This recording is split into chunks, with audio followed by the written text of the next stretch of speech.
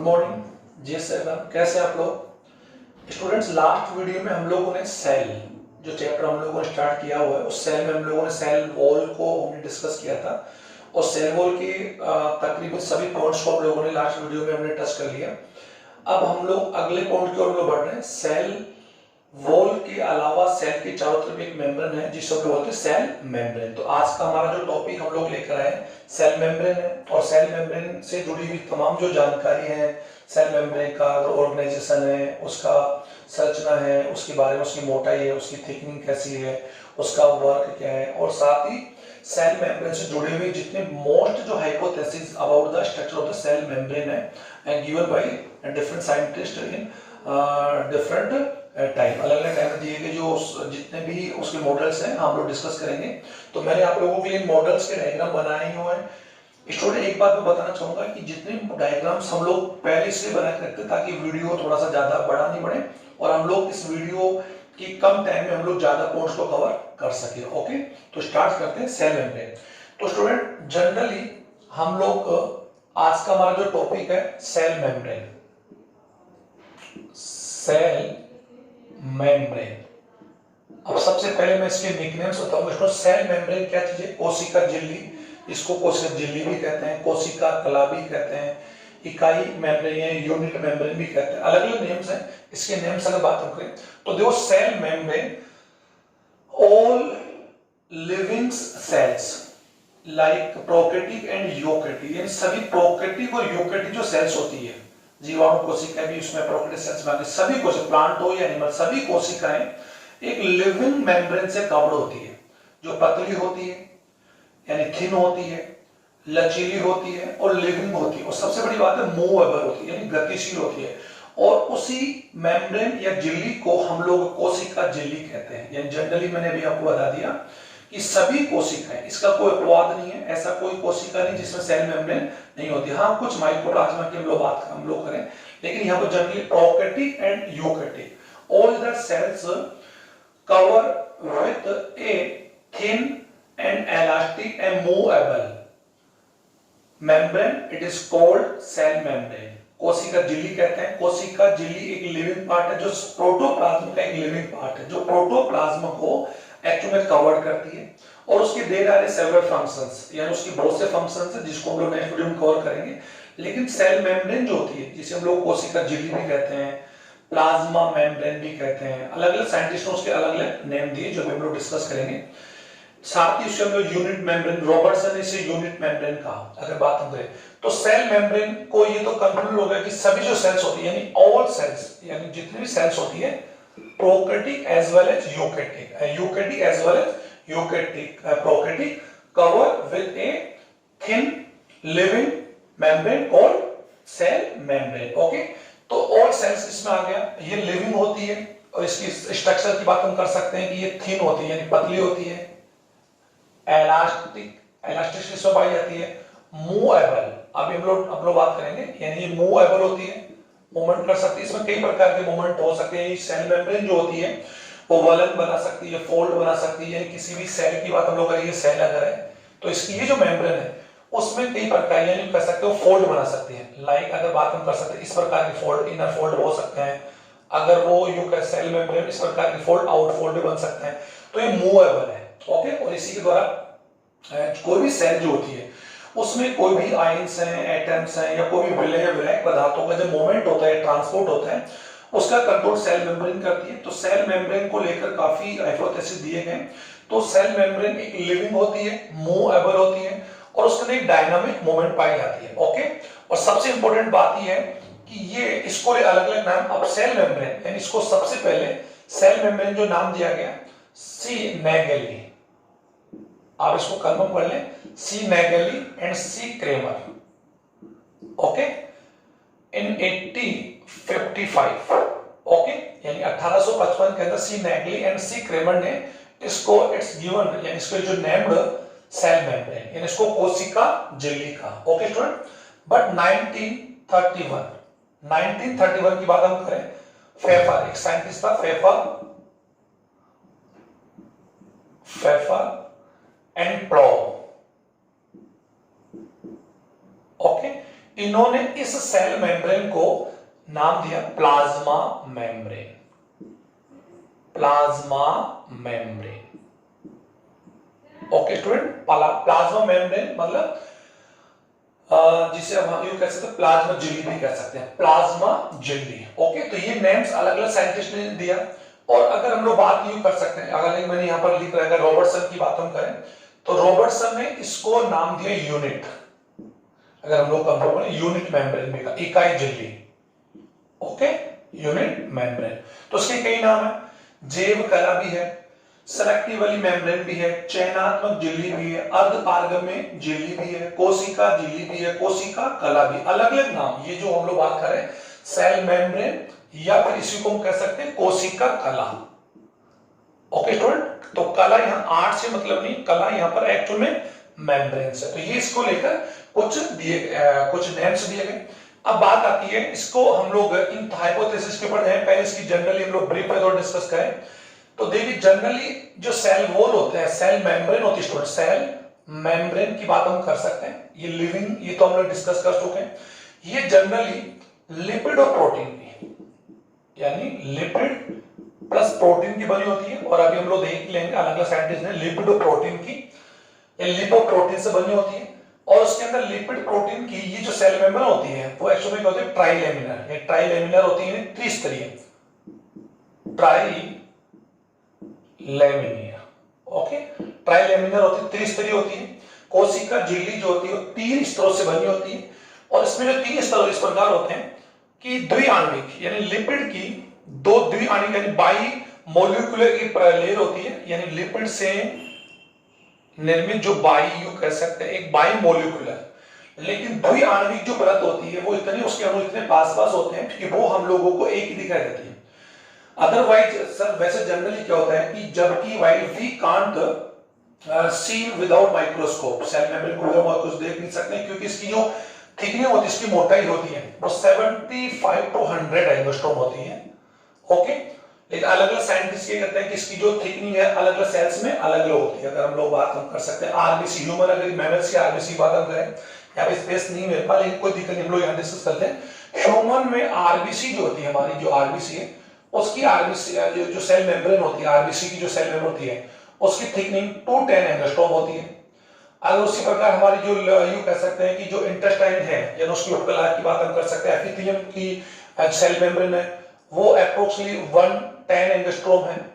और 2 कोशिकाओं के यानी 2 जो एडजेसेंट सेल्स होती है उनकी सेल मेम्ब्रेन के बीच में गैप होता है, जिसे बोल सकते हैं इंटर सेल मेम्ब्रेन पैलेस बोल सकते हैं, इंटर सेल मेम्ब्रेन स्पेस कहते हैं, जो अप्रोक्सीमेटली अगर बात हम कर सकते हैं अप्रोक्सीमेटली लगभग बात ये कर सकते हैं 100 to 105 एंगस्ट्रॉम हो सकता है।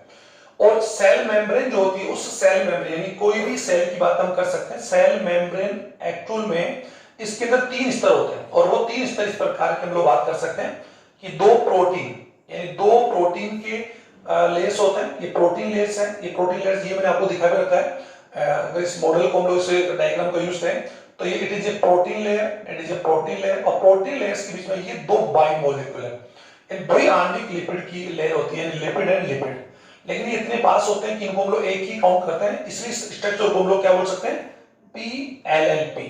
तो एक लेयर, तो अगर बात हम कर सकते हैं एक लेयर तो किसकी होगी, प्रोटीन की हो गई, एक लेयर लिपिड की हो गई, एक लेयर प्रोटीन की हो गई। 2 प्रोटीन की लेयर्स के बीच में एक लिपिड की लेयर होती है जो बाई मोलिकुलर होती है, लेकिन देयर इज नो स्पेस, यानी उसके बीच में बहुत स्पेस कम होता है, इसलिए उनको हम लोग एक ही काउंट करते हैं। तो ये एक्चुअल में ट्राइलेमिनर होती है, ये तो आप समझ में आ गया, लिपिड और प्रोटीन से मिलकर बनी होती है।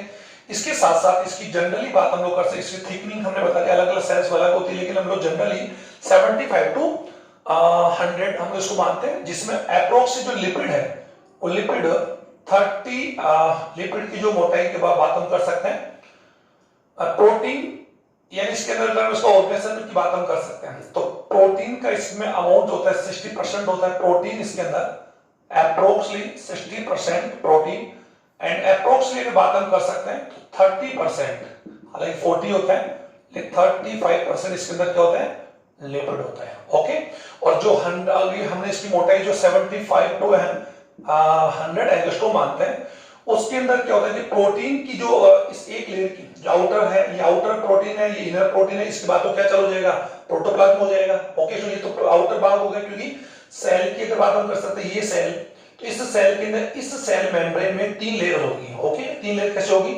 आउटर, लिपिड एंड प्रोटीन, ऐसे। तो ये प्रोटीन का कौन सा लेयर हो गया, इनर, ये कौन सा आउटर, और ये कौन सा हो गया, लिपिड। ये सेल मेम्ब्रेन के हम थिकनिंग की बात हम समझाने के लिए समझा रहा हूं आपको।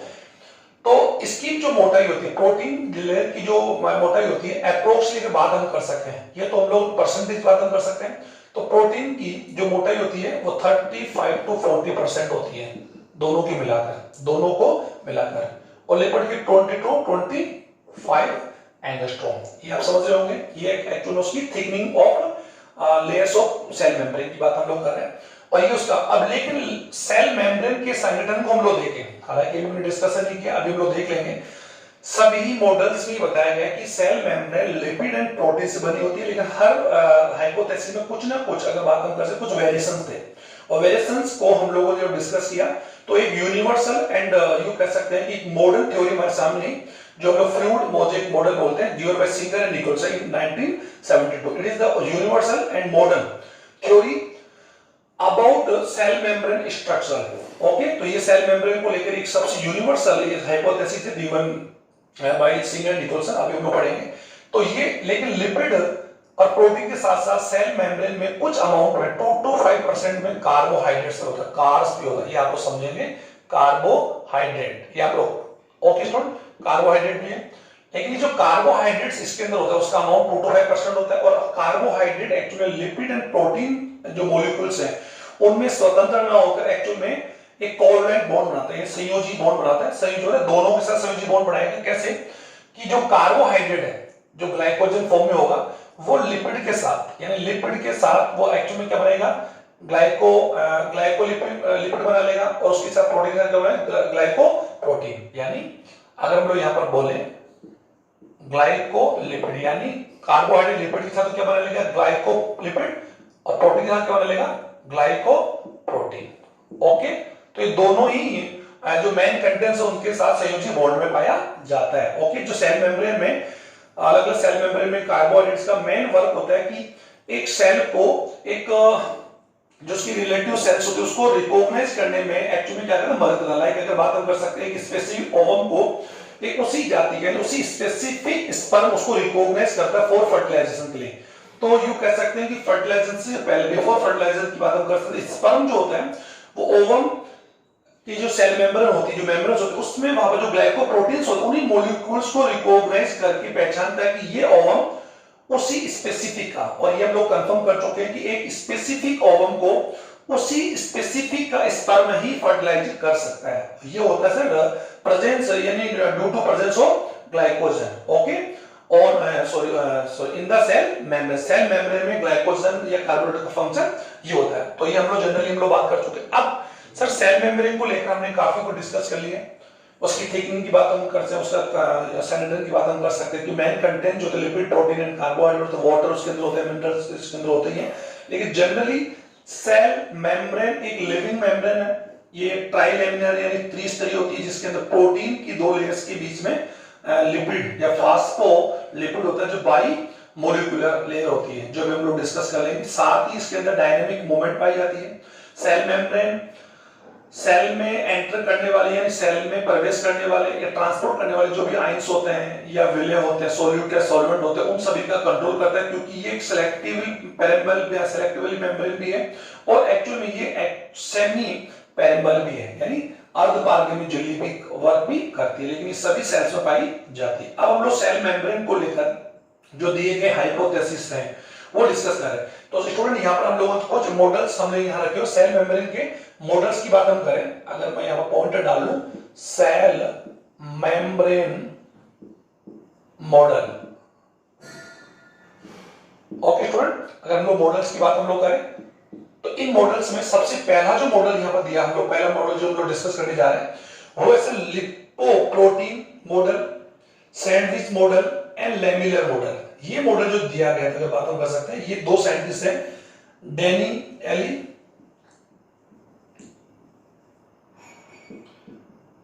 डेविसन यानी डेवसन एंड डेनियली, यानी इसको एक भी डेवसन का ले सकते हैं, Danielli and Davson. And this model was proposed by Danieli Davison। इसको lipoprotein and sandwich and lamellar model में कर सकते, इसका डायग्राम हमने बना रखा है। ये जो मॉडल है इसको हम लोग सैंडविच मॉडल के नाम से कहेंगे तो ये ज्यादा आप लोगों के समझ में आ जाएगा। ओके, अब कैसे इस मॉडल के अनुसार लिपोप्रोटीन उन्होंने बताया, डैनियली डेविसन ने बताया कि सेल मेम्ब्रेन एक्चुअल में ट्राइलेमिनर होती है, त्रिस्तरीय होती है, और प्रोटीन यानी कह सकते हैं कि फॉस्फोलिपिड या लिपिड की बाई मोलिक्यूल लेयर के बीच में, यहां पर ये जो मोलिक्यूल देख रहे हैं ये प्रोटीन लिपिड की है, और लिपिड की यहां पर कि बाई मोलिक्यूल द्विस्तरीय परत या स्तर के दोनों प्रोटीन के लेयर पाई जाती है। यानी ये एक्चुअल में कौन है, ये प्रोटीन लेयर है। स्टूडेंट इसको आप समझिए, प्रोटीन, और ये भी कौन सा लेयर है, प्रोटीन। ओके, और ये एक्चुअल कौन सा लेयर है, लिपिड। और लिपिड का यहां पर जो लेयर की बात हम कर सकते हैं, लिपिड का लेयर यहां पर हम लोग बात कर सकते हैं बायो, यानी कह सकते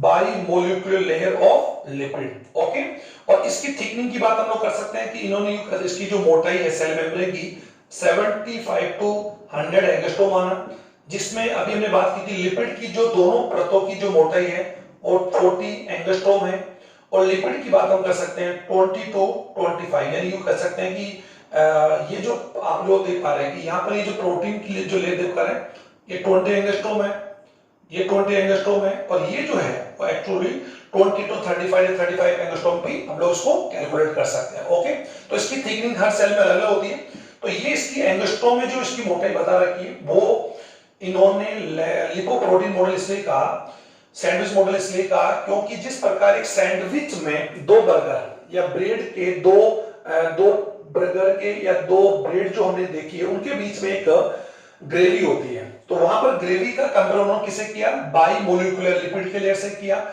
और लिपिड के लेयर के दोनों तरफ प्रोटीन के, यानी ये आउटर और इनर प्रोटीन की लेयर पाई जाती है। ये कंफर्म करना है आपको, इसलिए इस मॉडल को सैंडविच मॉडल में कहते हैं। जिस प्रकार एक सैंडविच में दो बर्गर या दो, अगर ब्रेड की बात हम कर सकते, दो ब्रेडों की स्लाइस के बीच में जो एक्चुअल में जो ग्रेवी होती है, जो यू कह सकते हैं मसाला भी कह सकते हैं, या ग्रेवी होता है जो वेजिटेबल्स का बनाया होता है या पनीर का चीज का बनाया होता है, उसी प्रकार सेल मेम्ब्रेन में प्रोटीन की दो लेयर्स के बीच में फॉस्फोलिपिड की एक बाई मोलिकुलर लेयर पाई जाती है।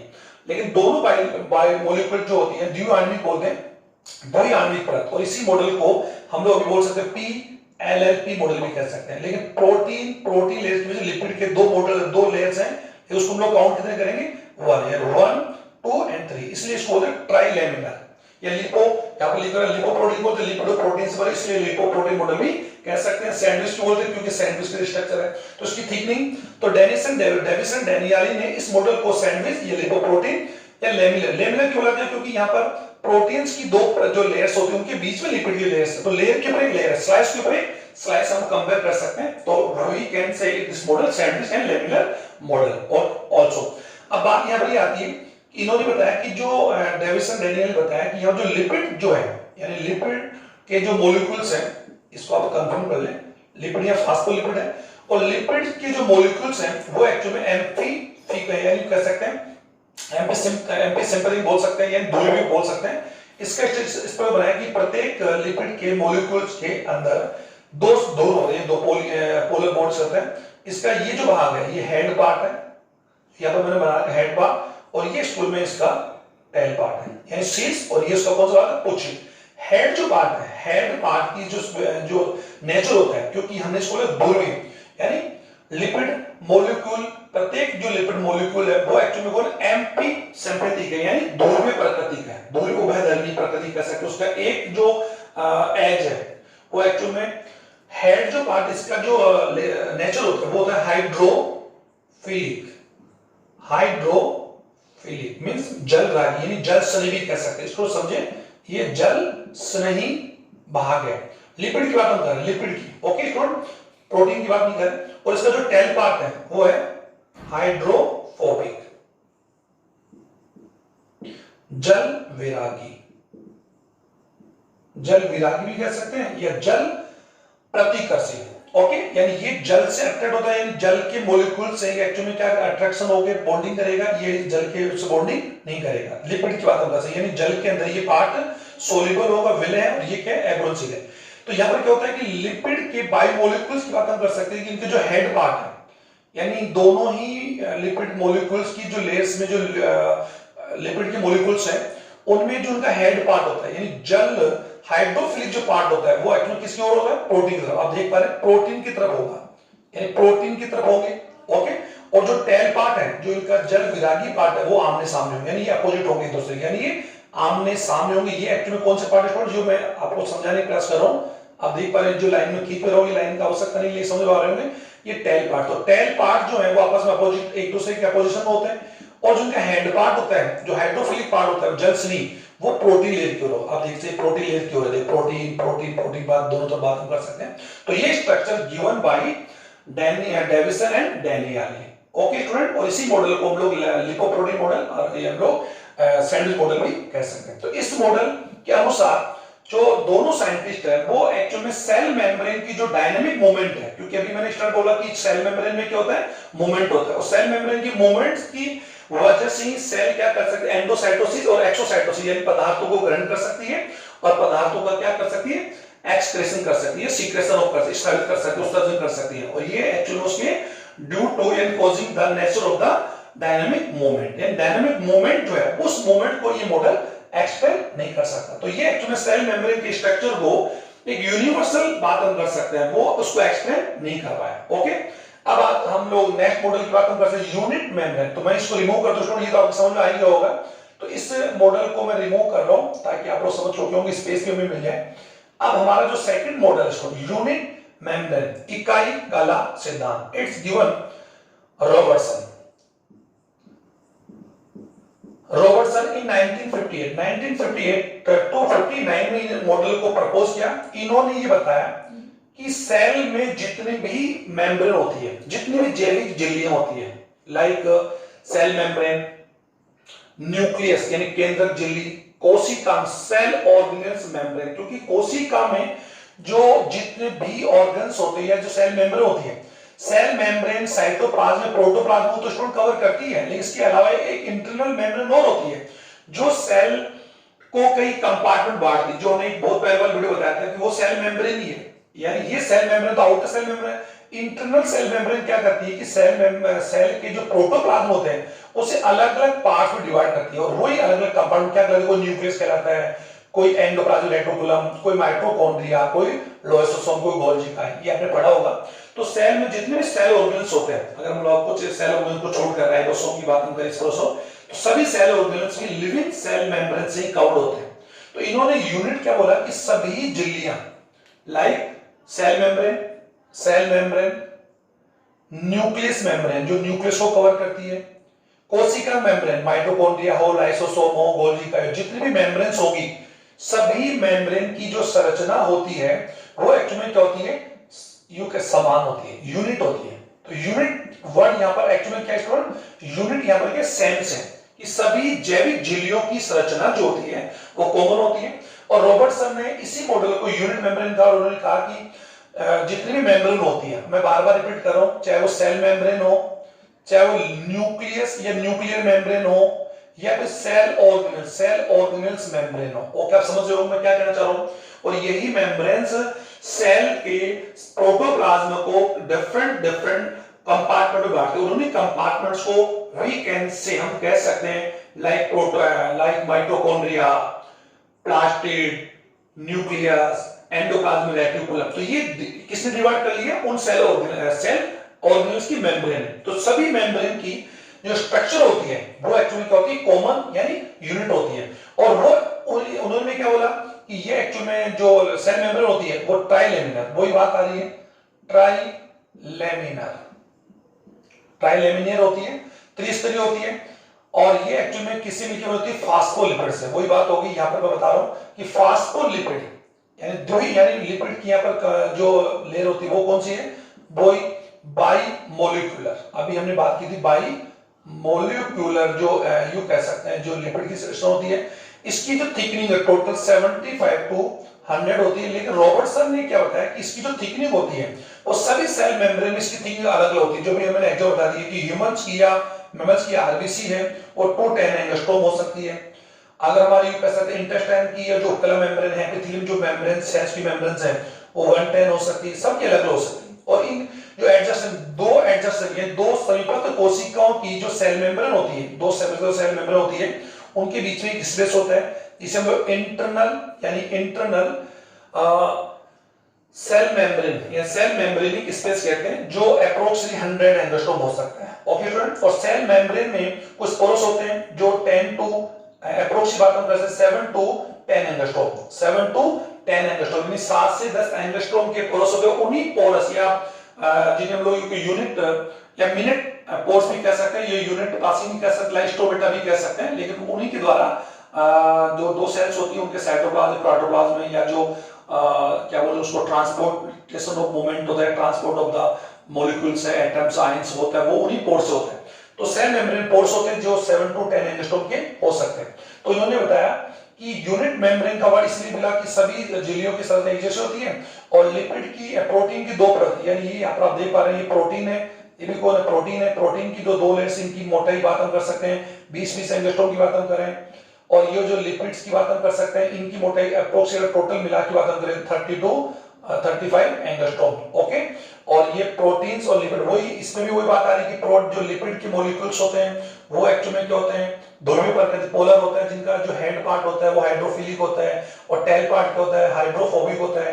टेल पार्ट आपके पोजिशन में होता है और जो हाइड्रोफिलिक पार्ट जो उनका जल सनी पार्ट होता है वो प्रोटीन लेयर की ओर होता है। तो ये it's model given by Robertson in 1958। Okay student, लेकिन ये मूवमेंट यानी ये मॉडल भी एक्चुअल में सेल मेम्ब्रेन की जो डायनामिक मूवमेंट है उसको एक्चुअली एक्सप्लेन नहीं कर रहा। तो इट इज नॉट, यानी यू कह सकते हैं इट्स मॉडल, ये मॉडल भी एक्चुअली यूनिवर्सल मूवमेंट यूनिवर्सल ये मॉडल नहीं है। तो we can't accept this universal model, इसको यूनिवर्सल मॉडल एक्सेप्ट नहीं कर सकते। लेकिन ये बात है कि सभी मेम्ब्रेन्स की जो स्ट्रक्चर होती है वो क्या होती है कॉमन, तो इसको भी मैं रिमूव कर रहा हूं। ओके स्टूडेंट, तो ये सेल मेम्ब्रेन का जो सेकंड मॉडल ये आपको समझ में आ रहा होगा।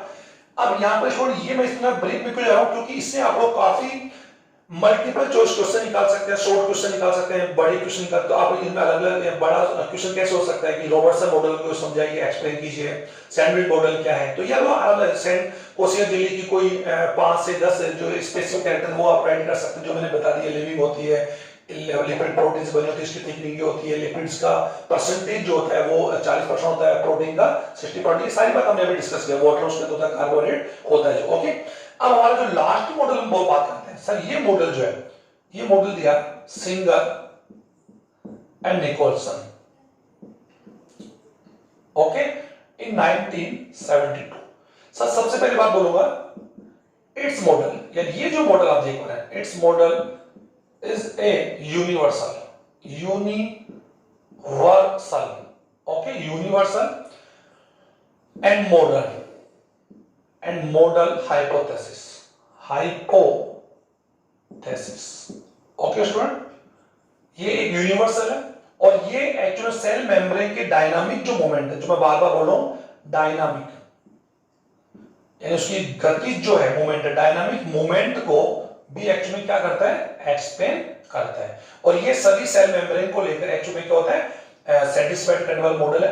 तो इस मॉडल में इन्होंने क्या बताया, सिंगर निकोलसन ने क्या बताया कि सेल मेम्ब्रेन एक्चुअल में ट्राइलेमिनार जो है वो इसको एक्चुअल में एक्सेप्ट नहीं करता। उन्होंने कहा कि सेल मेम्ब्रेन जो होती है उसमें जो लिपिड पार्ट होता है, इसको आप आराम समझें, लिपिड जो पार्ट होता है वो एक्चुअल में लिपिड जो पार्ट होता है लिक्विड फॉर्म में होता है,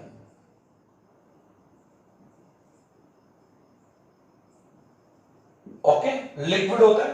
और जो प्रोटीन होता है स्टूडेंट, इसको ध्यान दें, प्रोटीन जो पार्टिकल्स होते हैं वो सॉलिड होता है, इसको थोड़ा समझ लें। इसे लोग क्वासी या सेमी लिक्विड भी कह सकते हैं, तरल या अर्ध तरल, ओके। और यहां पर प्रोटीन जो होता है वो सॉलिड पार्टिकल्स होते हैं, इनका परसेंटेज की अदरवाइज हम और दोनों ही की बात हम करें, लिपिड और प्रोटीन दोनों में ही अगर बात हम करें, दोनों ही मॉलिक्यूल्स जो होते हैं वो एमपी, अगर बात हम कर, अभी मैंने बता दिया था आपको, एमपी सिंपैथिक होते हैं, मतलब दोनों ही प्रोटीन, तो लिपिड और प्रोटीन दोनों के ही मॉलिक्यूल्स का जो नेचर होता है वो ध्रुवीय नेचर होता है, यानी लिपिड में भी हाइड्रोफिलिक,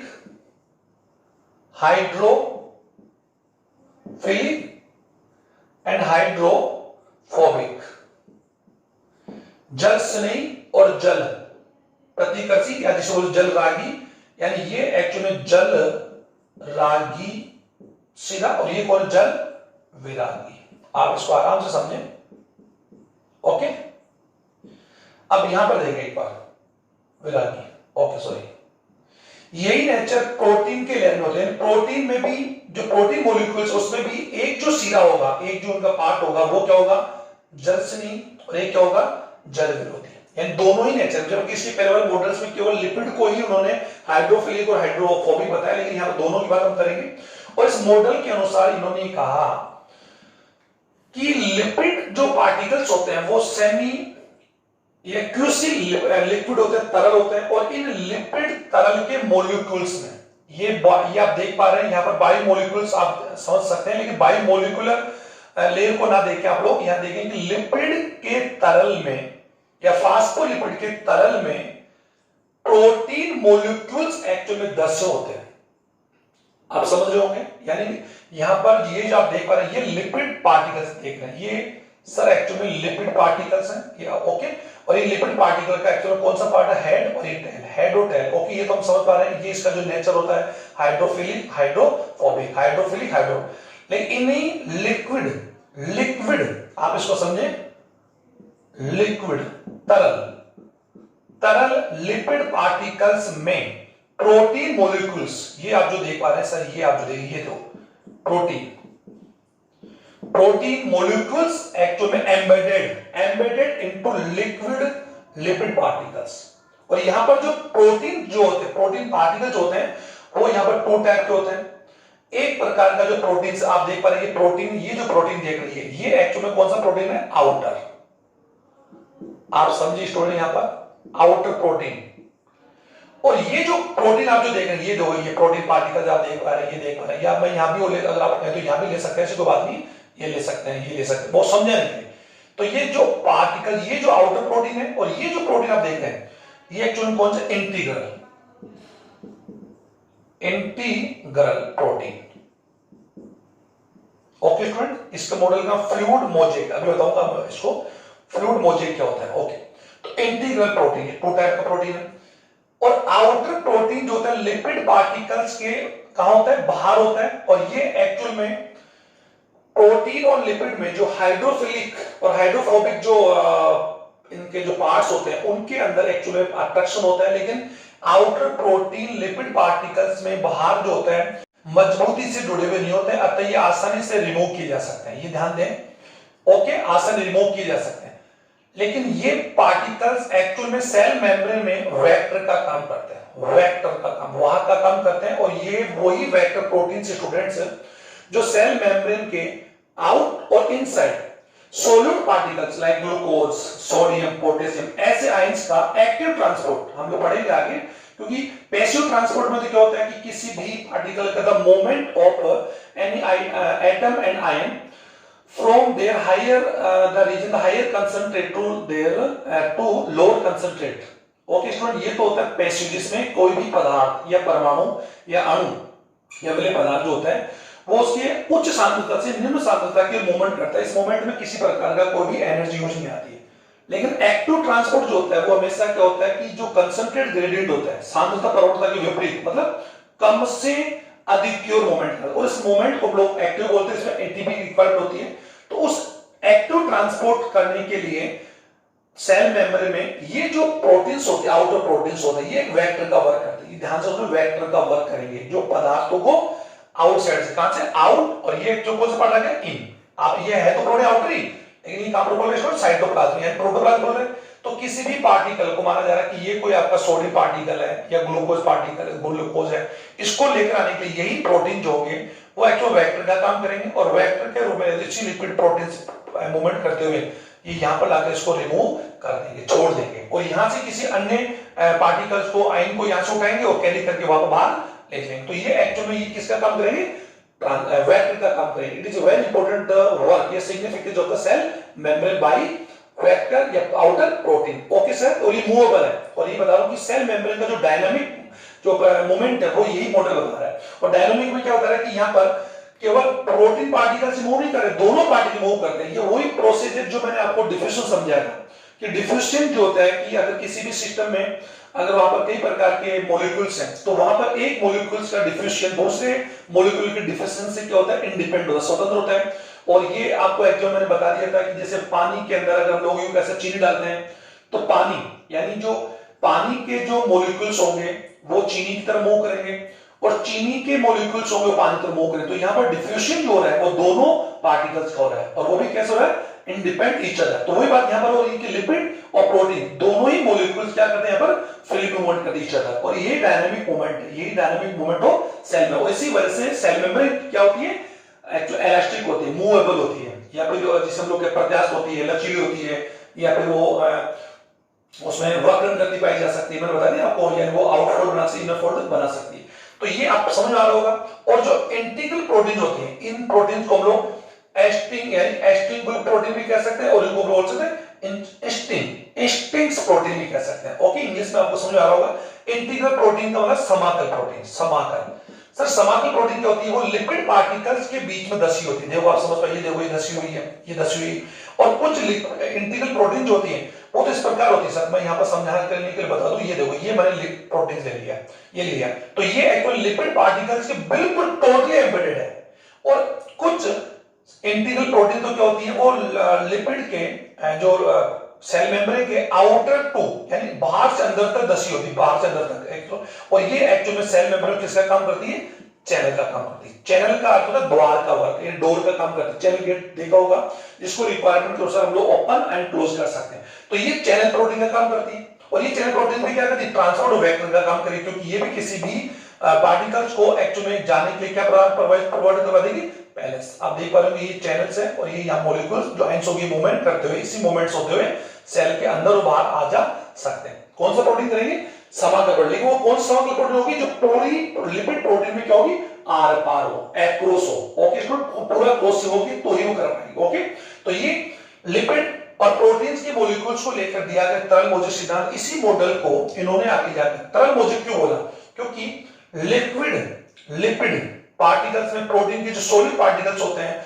वो एम्बेडेड होते हैं, और कुछ पार्टिकल्स उसकी बाहरी सतह पर होते हैं, आउटर सरफेस पर होते हैं लाइक दिस, और कुछ टोटली एम्बेडेड होते हैं और कुछ टोटली क्रॉस होते हैं। तो इस वजह से यहाँ पर प्रोटीन और लिपिड पार्टिकल्स मिलकर मोजेक स्ट्रक्चर बनाते हैं। और मोजेक का कंपेयर मैं आपको समझाने के लिए कर सकता हूं। आप लोग मोजेक आपने देखा होगा कि किसी भी लिक्विड में, किसी भी तरल में जब सॉलिड पार्टिकल्स होते हैं तो उस स्ट्रक्चर को हम लोग मोजेक मॉडल कहते हैं। लाइक अगर हम लोग एक खीर की बात हम लोग करें तो खीर के अंदर क्या होता है, हम लोग जानते हैं दूध लिक्विड है, और उसी दूध या फिर दूध के अंदर अगर बात हम कर सकते हैं चावल जो डालते हैं, तो चावल को दूध में जब हम लोग डालते हैं तो दूध के पार्टिकल चावल में एम्बेडेड होंगे या मूव करेंगे, और चावल जो सॉलिड पार्टिकल्स है वो दूध पार्टिकल्स, और कुछ चावल के जो पार्टिकल्स होंगे वो ऊपर की ओर आएंगे, कुछ एम्बेडेड होंगे, कुछ नीचे होंगे, कुछ बाहर होंगे। राइट सर, और इनका जो मूवमेंट होता है, प्रोटीन पार्टिकल्स का मूवमेंट जो होता है लिक्विड का, प्रोटीन का, ये थोड़ा अप डाउन नहीं होता है। ये सबसे बड़ी बात मैं बता रहा हूं, अप डाउन नहीं होगा, ऊपर नीचे नहीं होगा, बल्कि कैसे होगा, लैटरल होगा, यानी लैटरल पार्ट्स होगा। ये बहुत इंपॉर्टेंट फॉर्मेशन है।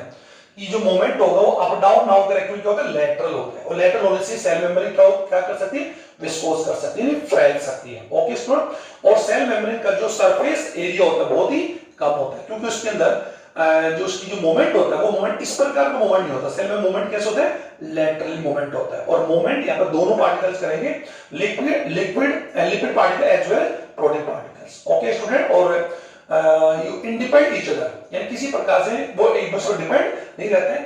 तो इस मॉडल की कंपेयर हम लोग यहाँ पर खीर मॉडल से कर सकते हैं, या फिर हम लोग कर सकते हैं स्टूडेंट किसी ओशियन में, यानी बहुत बड़े समुद्र में। आइसबर्ग आपने देखे होंगे, एक एग्जांपल मैं लेना चाहूंगा कि आपने टाइटैनिक मूवी देख रहे हो। टाइटैनिक मूवी में जो टाइटैनिक जो जहाज है वो आइसबर्ग से टकरा जाता है। और आइसबर्ग क्या होता है स्टूडेंट, कि जो बड़े बड़े जो महासागर होते हैं, अगर बात हम पैसिफिक महासागर है, अंटार्कटिका, इन महासागरों में क्या होता है कि पानी का टेम्परेचर जब 4 डिग्री से बिलो चला जाता है, तो मालूम होगा 4 डिग्री से नीचे जाने पर क्या होता है कि पानी जो होता है become change into solid in ice में। तो आइस पार्टिकल्स जो ऐसे होते हैं समुद्र, बड़े बड़े समुद्र में बहुत बड़े बड़े आइस पार्टिकल्स बन जाते हैं, जिन्हें आइसबर्ग बोलते हैं, बर्फ के पहाड़ बोल सकते हैं। तो वही उसी मॉडल का कंपेयर हम लोग यहां पर इस मॉडल से कर सकते हैं। जैसे बड़े महासागर में आइस के बने हुए बर्ग होते हैं, यानी आइस के जो आइलैंड बोल सकते हैं, टापू बोल सकते हैं, वैसे यहां पर सेल मेम्ब्रेन में जो लिपिड पार्टिकल्स हैं, जस्ट लाइक समुद्र लिक्विड है और लिपिड है, उन पार्टिकल्स में प्रोटीन जो पार्टिकल्स है वो आइसबर्ग की तरह है। ओके स्टूडेंट, इसलिए इसको हम इस मॉडल को आइसबर्ग मॉडल भी कह सकते हैं, या जो लिपिड मॉडल की बात हम कर सकते हैं, लिपिड वाला मॉडल तो ही, या अभी मैंने यहां पर लिखा था फ्लूइड मोजेक मॉडल। और फ्लूइड यहां पर क्यों, क्योंकि लिपिड जो है वो एक्चुअली में कौन फ्लूइड है, तरल कंडीशन के अंदर, लिक्विड कंडीशन में, या फिर कैसे क्यूसी कंडीशन या सेमी लिक्विड में। और उसी सेमी लिक्विड में प्रोटीन के जो सॉलिड पार्टिकल्स हैं एम्बेडेड होते हैं, कुछ एम्बेडेड होते हैं और कुछ आउटर। और एम्बेडेड पार्टिकल्स जो होते हैं, इंटीग्रल पार्टिकल्स है, वो एक्चुअली इतने मजबूती जुड़े होते हैं कि इन्हें हम लोग वी कांट रिमूव, हम लोग इनको अलग नहीं कर सकते। और इसका सबसे बड़ा जो रीजन बता दूं, इनके बीच में जो हाइड्रोफिलिक बॉन्ड्स होता है, हाइड्रो बॉन्ड्स होता है, और वो बॉन्डिंग कैसे होगी स्टूडेंट, प्रोटीन पार्टिकल्स के जो पतले पार्टिकल्स होगा उसके पोलर होगा, इसका एक जो सीधा होगा हाइड्रोफिलिक जलसनी और हाइड्रोफोबिक, ये इसको ध्यान दें, हाइड्रोफोबिक जलसनी जो सीधा होगा, जलसनी सिरा जो होगा वो इस लिपिड पार्टिकल्स में जो वाटर होगा, वाटर से या जल की तरफ अट्रैक्ट होगा, और ये सिरा लिपिड की तरफ होगा। तो प्रोटीन के इस हाइड्रोफोबिक जो पोल होगा, यानी इसका जो यू कह सकते हैं कि पार्ट होगा, वो लिपिड से एक्चुअली में करंट होगा। और लिपिड में अगर बात हम लिपिड का जो हाइड्रोफिलिक की बात हम कर सकते हैं, इसका जो हाइड्रोफिलिक जो पार्ट होगा, लिपिड में भी कौन सा पोल हाइड्रोफिलिक है, तो लिपिड का जो हाइड्रोफोलिक जो पार्ट होगा वो एक्चुअली किस तरफ होगा, लिपिड के इसी तरफ, हाइड्रोफोबिक। यानी इसका हाइड्रोफिलिक, इसका हाइड्रोफोबिक। आप समझ पा रहे होंगे, प्रोटीन का हाइड्रोफोबिक और लिपिड का कौन सा हाइड्रोफिलिक। ये पार्ट आपस में दूसरे होंगे, और इसका जो लिपिड का जो हाइड्रोफोबिक पार्ट है वो एक दूसरे के आमने सामने होगा। तो ये एक्चुअली में मूवमेंट का मेन कारण। तो ये सेल मेम्ब्रेन का सबसे मॉडल जो थ्योरी है, आपके समझ में आ गया होगा, अपेक्षा करता हूं कि ये तीनों आपके समझ में आ गया।